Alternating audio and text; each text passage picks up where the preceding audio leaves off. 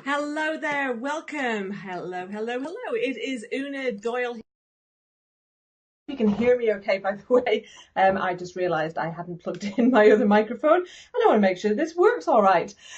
Today, we are talking about how can you possibly get everything done when you're at the beginning of your business and you don't have the money to go and get staff or to outsource. And so that's what we're going to be talking about today. Now, this video is part of a live video series, which is all around the quiz that you can go and take. The link is down in the comments, and it's which creative entrepreneur are you? This is all part of the trainings, depending on what result you come out at, either a dreamer, worker, builder, or leader. Then there are different steps and different mindset shifts that you need to make as a result. Now, this video is all about the third mindset shift for people who came out as dreamer with their result. And the mindset shift for this is going from doing it all on your own to tapping into others' flow.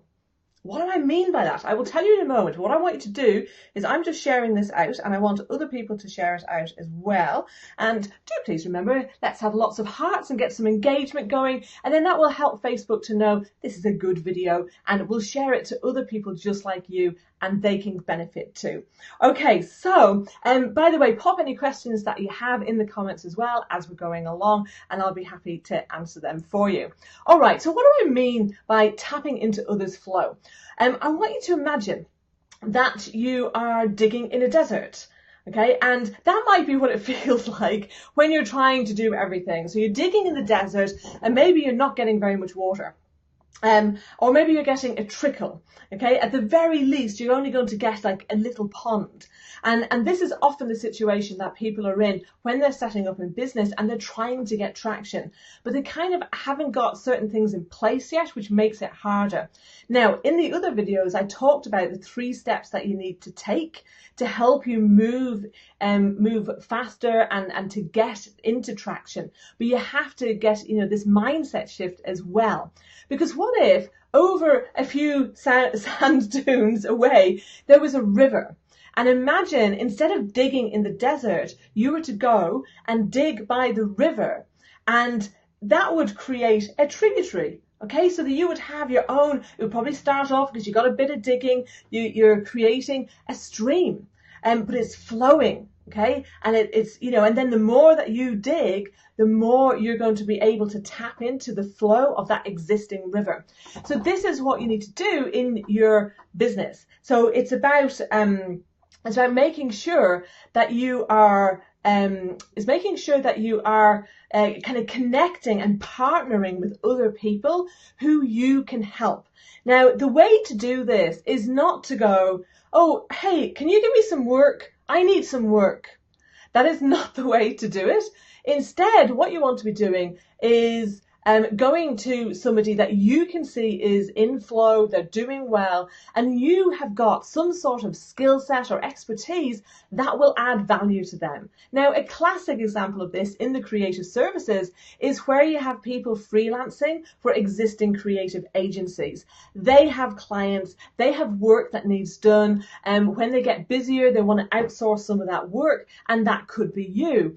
I noticed I haven't introduced myself, have I? For those of you who don't know me, my name is Una Doyle. I'm a business coach and strategist for creative business owners. I'm also the host of my brand new Facebook group, Courageous Creatives Community, and I'm really happy. I literally only opened that in the last couple of days, and it's filling up nicely. So come and join me in there, because you're going to get to hear more strategies, and we can get to know each other. And one of the things I noticed so as people join, I want to find out, well, what business are you in? What goals are you looking to achieve? So I'm asking those questions as people join, and I thought it was really interesting that what some people said their goals were and what some people were doing, and some people were working partly freelance and partly with their own clients. And this is what you can do when you're starting off, because you need to get experienced. If you already are experienced, and then you just need to get clients because you're in the early kind of growth stages of your business, then this is a great way, because you're going to be able to command higher prices as well. So make sure that you don't undervalue yourself. And so you can have this transition where you're working on your own clients on the side, but you're making money, and you might be in a position where you need to go and get a job, rather than doing something directly related to your particular area of expertise. But here's my advice for the way to do that is, number one, make sure that it is a job where you get to learn while you earn. So in the way that a freelancer gets to have more experience of their craft, if you're doing a job that isn't about your craft, but maybe you can learn about sales, maybe you can learn about marketing, and maybe you can learn about, something that is going to help you to grow as a person, to grow as a business owner and gain some entrepreneurial skills. And in that case, it can be a bit challenging sometimes to do this.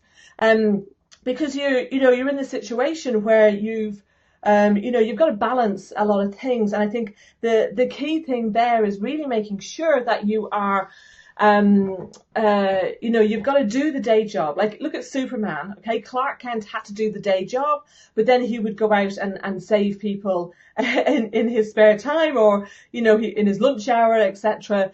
Because being Superman didn't pay the bills yet. He had to be Clark Kent and do his day job. And that's kind of the situation you're in. So it's important that you build structure into that as well. Okay, so let me just check my notes here and make sure I've covered everything. Yes, I talked about don't approach with requests. Yeah, just look at, how can you create an opportunity? So I was talking with a copywriter today, who's someone who I know, they're a new member of my group, and I said, well, why don't you look to connect with graphic designers and web designers, because quite often, not having copy slows their projects down. But if you approach it in a way where you are getting income, that you are offering them something, you're not just saying, oh, give me some work, but you're saying, hey, I can help you move your projects faster. I can help you to have an extra revenue stream because you can put a commission or take a percentage. You know what I mean? So this is the this is the kind of thinking I want you to have. Now, just one little thing before we wrap up is, when you are looking to tap into somebody else's flow, be very careful that they do have more flow than you do, because, or at least equal flow, where by partnering together you can grow each other's flow. But like I said, I had a situation with a client who was going to joint venture with somebody who did a similar kind of thing to them, but in a different industry. And there was just something about it didn't add up, with the way we were looking at approaching it. And this person was kind of going, oh, no, we can't do that. And I was thinking, why not? This person is, is supposed to be this expertise and really have this industry down and be really well known. Why would doing these things be a big deal for them? And so I said to my client, look, this doesn't add up.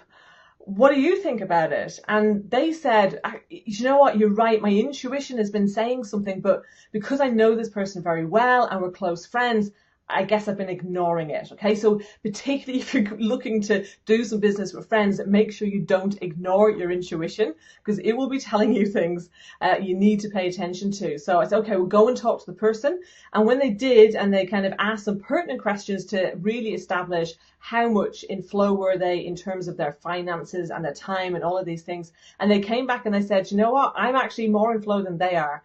And so the thing is, if they had gone into that project, into that venture with them, then they would have ended up losing time and losing money. So just make sure you do your due diligence. Don't be afraid to ask questions and do a bit of research, and just make sure you have a good offer, a good opportunity with people that you're going to help them to make money or save time or reduce stress or whatever it might be, in ways that are easy for you to do, with things that come naturally to you, so you are more in flow.